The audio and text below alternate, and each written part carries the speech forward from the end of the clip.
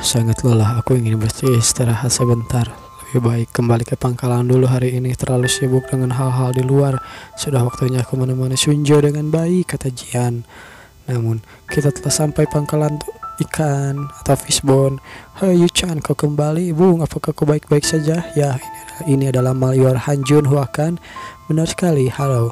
Aku harap dia bisa melihat harapan di pangkalan fishbone ini.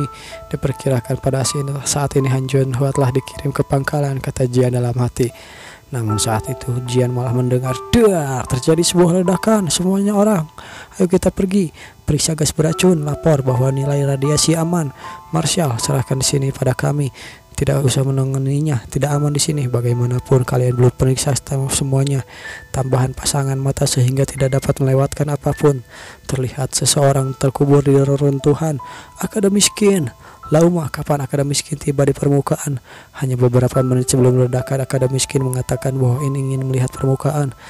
Tuh Lauma yang marah. Aku pikir ini adalah pembunuhan. Aku pikir jelas ini bukan ledakan biasa, kata Jian. Konfirmasi pembunuhan. Ayah, Akademiskin sudah mati. Rupanya itu adalah orang yang dulu di atas si robot ya, si manusia robot yang dikalahkan oleh Jian terakhir. Dia bertemu dengan Dead Claw. Jika kau ingin membunuhku, setidaknya kau harus mengirimkan induk Dead Claw. Tidak ada kemajuan sama sekali. Ayolah. Tidak sulit mengetahui bahwa Akademiskin pergi ke permukaan. Camp 027 baru saja dibangun dan langkah-langkah perlindungannya belum lama sempurna. Jadi drone bisa memata-matai itu. Apa itu artinya, Marshall? Ya, pembunuhan ini pada awalnya di perlindungan 027. Melihat semua tanda tidak terlepas dari pengusaha tiba-tiba muncul. Marshall, maksudmu pembunuh ini kemungkinan besar adalah kamar dagang Crimson? Ya, kurang lebih seperti itu, kata Jian. Tapi aku cenderung ke manusia elektronik itu. Apa? Ya, orang yang kuhadapi sebelumnya. Banyak sekali manusia zombie ini benar-benar merepotkan. Tapi apa motif si Liao Chen itu? Peradaban masa depan kemungkinan besar telah memiliki 3 evolusi yang tertinggi. Perpaduan manusia dan mesin, harmoni kombinasi manusia dan harga diri. Sedangkan untuk memurnikannya tidak ada yang berubah, kata si kakek sambil mengingat-ingat omongan si kakek, kata Jian. Apa maksudmu? Ya, menurut perhitungannya robot manusia elektronik apakah yang tertinggi? Marshall, apa yang terjadi? Ada telepon dari Cunan. Nah, dia pun mengangkat teleponnya. Namun dijaga ketat, Marshall. Ini tidak terjadi sesuatu. Banyak senjata ataupun sosok yang tidak terlihat. Tempat yang ingin Anda jelajahi sebuah camp mirip dengan tempat berkumpulnya korban ditemukan. Saya kira tidak pasti tentang ini pesawat pengintai yang kami kirim diserang. Terus mengamati kalau begitu. Dan perhatikan saja persembunyiannya. Baik, Marshall, kata si Cunan. Lauma, pembangunan camp 027 harus dipercepat dengan tenaga kerja yang ditingkatkan. Baik, Marshall. Marshall, apa ada pesan lagi? Tidak ada. Besok festival musim semi pertama di pangkalan tulang ikan. Kau harus bekerja di sini dengan keras. Baiklah, Marshall. Jika bukan karena Anda, saya telah mati dibunuh sebagai gangster. Saya bisa menjalani hidup yang baik dengan makanan yang seperti ini. Keamanan ini serahkan saja pada saya. Lalu keesokannya pun tiba, festival pun dimulai. Pangkalan Fishbone merayakan malam tahun pertama mereka. Semua orang membiarkan makan secara terbuka. Aku tidak tahu berapa banyak makanan yang dikonsumsi malam ini. Ayolah Senja, kita punya cukup makanan. Ini adalah festival musim semi. Lihatlah betapa bahagianya orang-orang itu. Ya, untuk orang-orang di pangkalan ini betapa bagusnya festival musim semi. Namun tiba-tiba saja seseorang menelpon. Siapa? Ini Aisyah. Oh, si Ai ya. Ai tiba-tiba menelepon, sepertinya terjadi sesuatu. Si Sunjo sambil cemburu. Jiang, di Panu telah terjadi bentrokan di sana. Oke, kalau begitu aku akan berangkat ke Panu. Aku akan segera kembali menemuimu. Siang, bagaimana dengan Syahyu? Baiklah, bawalah. Kalau begitu, kata si Sunjo. Begitu banyak wanita di sana ya. Kau punya banyak wanita, kata si Sunjo. Aku membenci di sini. Jauh, ayolah, hal seperti itu tidak akan perlu khawatirkan. Itu tidak akan terjadi. Chen manusia adalah makhluk yang rapuh, kata si Sunjo. Tidak peduli seberapa kuat penampilan seseorang, jika kamu tidak bisa melihat harapan, kamu tidak bisa hidup, kata si Sunjo. Selain itu, Yao dan Ling harapan semua adalah pangkalan Fishbone. Kami semua mengharapkan semuanya padamu. Kembang api ini pertama kalinya aku melihat. Sepergilah setelah menontonnya. Oke.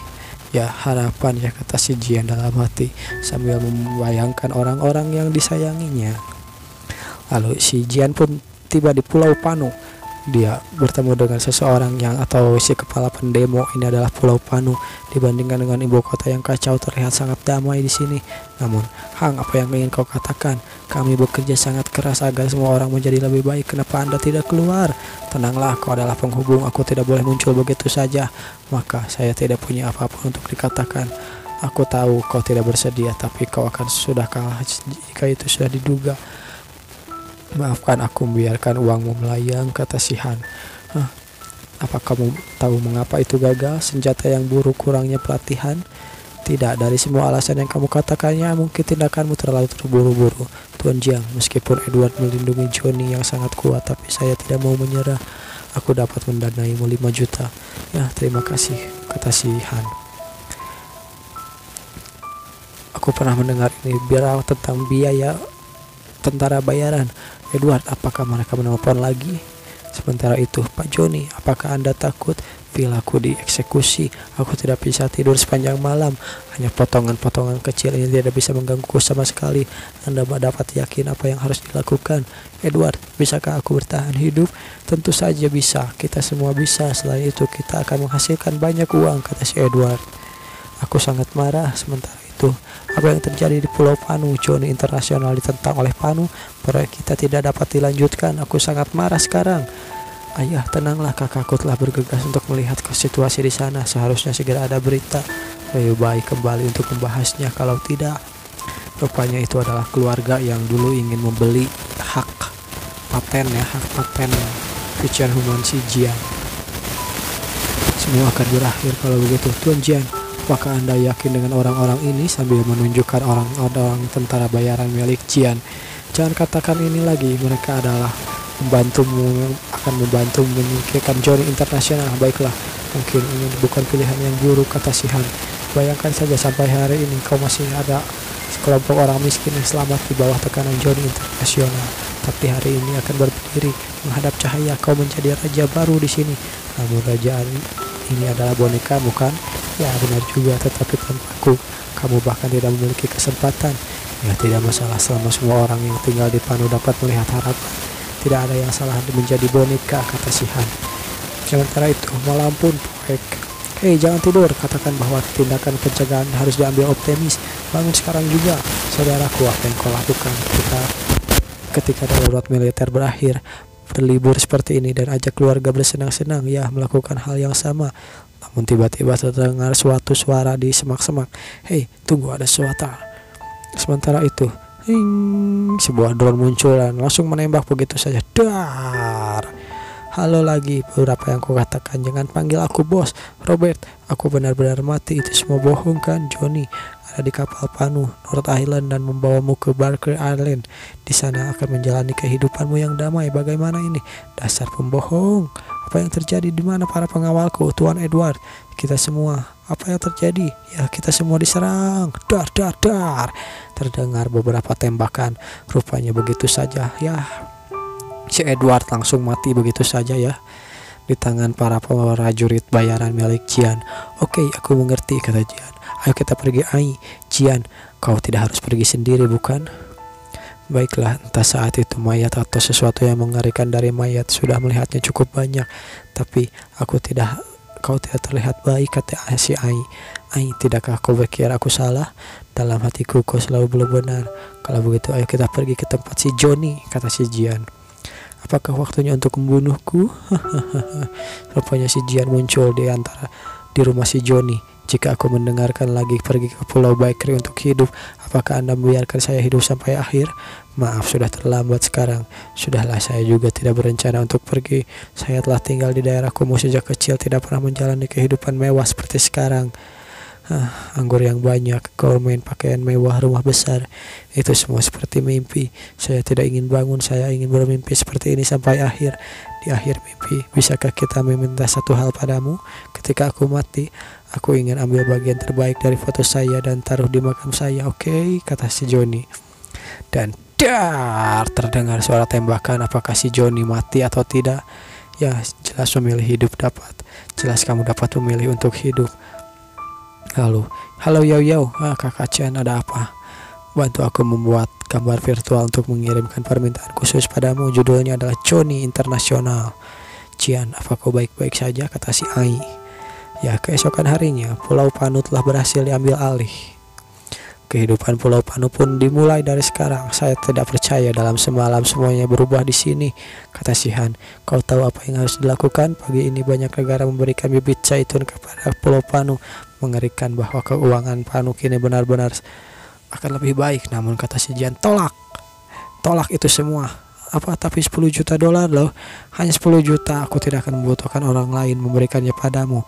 Sangat menyenangkan menjadi kaya. Siapa bilang tidak? Lalu muncul si prajurit bayangan. Pak, orang-orang yang mengaku sebagai Linhua Group ingin bertemu. Linhua Group sebelumnya menandatangani proyek senilai 10 miliar yuan dengan Johnny Internasional. Johnny Internasional sekarang bangkrut dan orang-orang yang diperkirakan memiliki hutang. Aku tanya, apa kau akan mengambil uang itu? Aku tidak menandatangani proyek mereka. Atas dasar apa? Itu benar, biarkan saja. Aku yang akan bertemu dari orang-orang Grip Linhua. Apa kau ingin bekerja sama dan mereka dalam proyek ini? Kata si Han. Jelek Xiang yang Ping ya. Aku tidak ingin bekerja dengan mereka. Ngomong-ngomong dari itu, negara lain bisakah tunggu masa 5 tahunmu berakhir? Aku akan memberimu pensiun yang layak. Ya, saya tidak berharap banyak bisa memenuhi janji Anda membawa Pulau Panu kemakmuran. Lalu si Jian pun muncul kepada rupanya Anda adalah putra tertua Linhua, Wang Tianfen. Aku tahu kau siapa, ternyata putra tertua ya Paman Wang. Untunglah tidak ada yang istimewa, hanya untuk memintamu pergi dari sini. Apa maksudmu? Bicaramu begitu besar, kasar sekali. Aku telah menandatangani kontrak dengan Pulau Panu, kata si Jian. Dan sekarang kamu adalah secara ilegal menempati tanahku. Kau tahu? Ini tidak mungkin. Kami telah menginvestasikan 2,5 miliar dalam proyek dan berharap bisa mengusir kami seperti ini. Ya, kau bisa belum pergi. Aku membayar denda secara langsung, secara ilegal menduduki tanah tersebut sekitar 100 atau 200 juta yuan. Apa maksudmu? Dengan sumber keuangan perusahaanmu, uang ini seharusnya tidak banyak. Oh baik, berhenti bercanda, saya punya kontrak. Nah, kalau begitu tunjukkan kontraknya, kata si Jian. Semua kontrak dengan rezim lama telah berakhir dalam kertas. Ini keterlaluan, ini kebetulan sekali. Aku bahwa merencanakan kudeta sejak awal, kau tahu kan? Orang ini cukup pintar, semuanya terlintas dalam pikirannya, kata Jian dalam hati. Apa maksudmu? Aku juga punya beberapa teman, aku tahu setiap orang di dalam. Jian Cheng, kau mengadu ke keluarga kerajaan. Jangan bicara omong kosong, beraninya aku mengadu keluarga kerajaanmu, kata Jian. Ayolah, jangan lupa orang tuamu masih di bawah yurisdiksi kota Wanghai. Jika terjadi kesalahan, maka jangan menyalahkanku jika terjadi sesuatu padanya. Wang Tianfeng, bawa orang-orangmu pergi dalam 3 hari. Kalau tidak, pasukan keamanan akan memaksamu keluar. Sambil si Jian marah. Jian Cheng, kau. Sementara itu, di sisi yang lain terlihat si Ai dan si manajer ya. Pikirkan tentang cara mencuri Jian. Tidak, bukan seperti itu. Aku tidak mengerti apa yang kau bicarakan, kata si manajer. Kenapa kau menekan diri sendiri seperti itu? Ya, aku juga berpikir seperti itu. Kau munafik, kau tahu. Kau jelas-jelas menyukai Jian, tapi kenapa kau selalu menghindari? Ai katakan, kami hanya pecinta nominal, sekedar berbakti pada orang tua kami. Ayolah, jadi mengapa kau sangat terlihat tidak bahagia? Aku? Ya, hanya saja karena perusahaan ada banyak menungguku untuk diurus. Jangan khawatir, kesendirian di sana menyebabkan memintaku membawamu. Tampaknya Jian sangat peduli dengan keselamatanmu. Dia peduli denganku, kata si manajer dalam hati. Ya, kurang lebih begitu. Ai, kau kembali. Jian, ayo kita bersenang-senang, kata si Ai.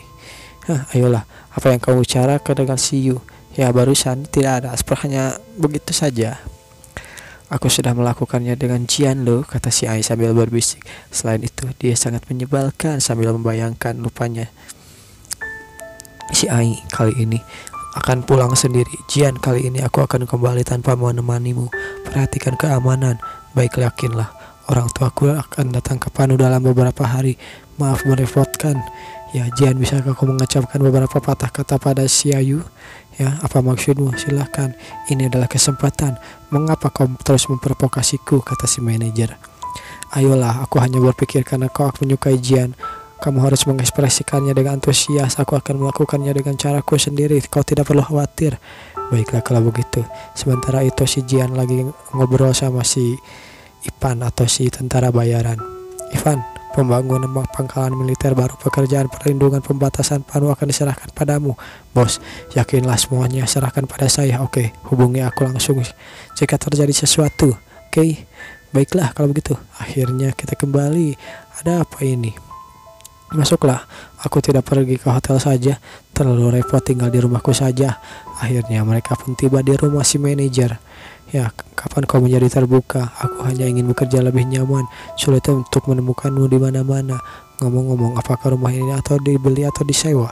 Ini disewa, mengapa tidak membelinya? Satu, bukankah perusahaan dengan membayar dividen bulan ini? Itu karena apa? Karena aku tidak berpikir aku akan sering tinggal di sini. Jadi, apa maksudmu? Sementara itu, ting ting ting ting. Gelang Jian terus berbunyi.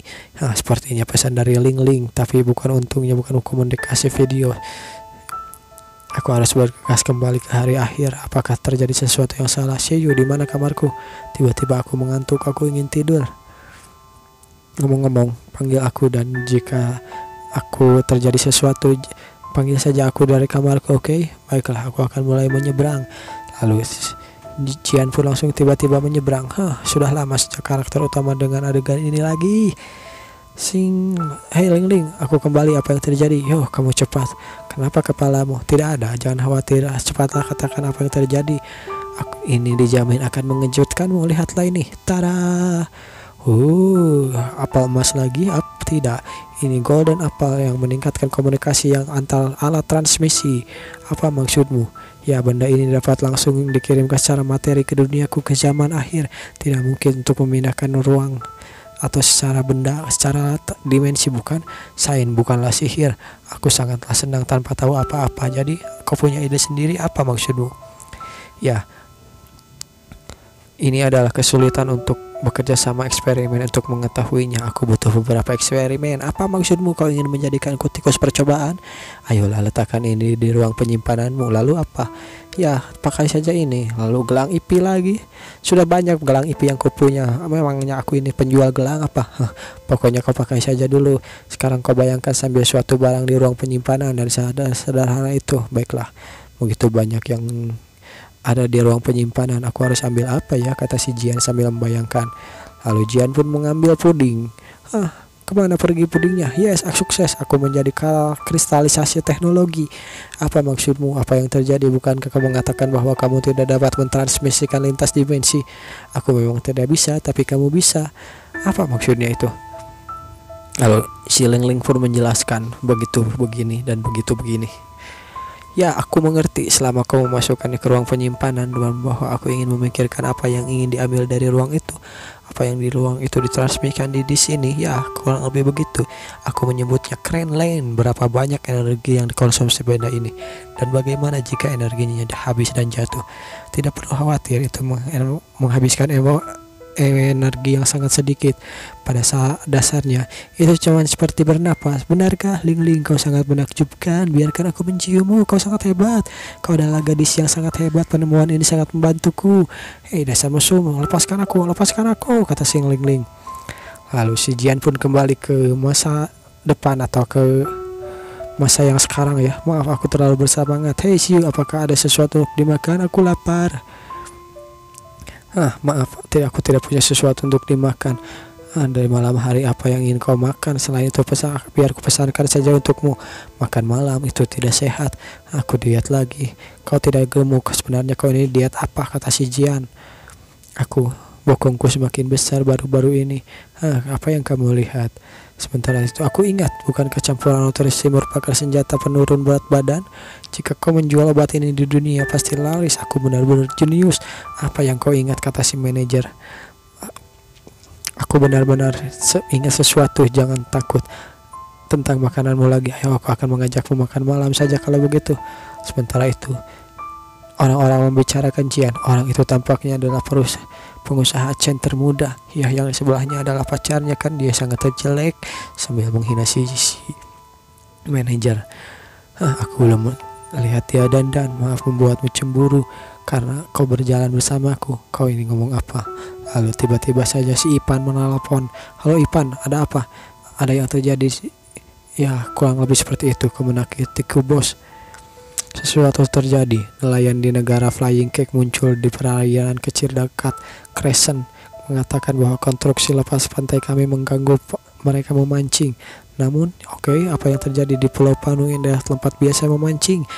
Kita kehilangan begitu banyak, meminta kompensasi tentang lunas. Bos, nelayan bermasalah dari negara Flying Cake muncul di Pulau Crescent. Nelayan negara Flying Cake? Ya, tidak. Pulau Crescent berjarak sekitar 1.300 km dari Pulau Panu. Selain itu, Flying Cake tidak ada sengketa atau kedaulatan internasional. Hahaha, masalah di laut negara-negara lain ya. Itu adalah bajak laut. Ivan, sebagai veteran, kau seharusnya tahu apa yang harus dilakukan. Mengerti bos?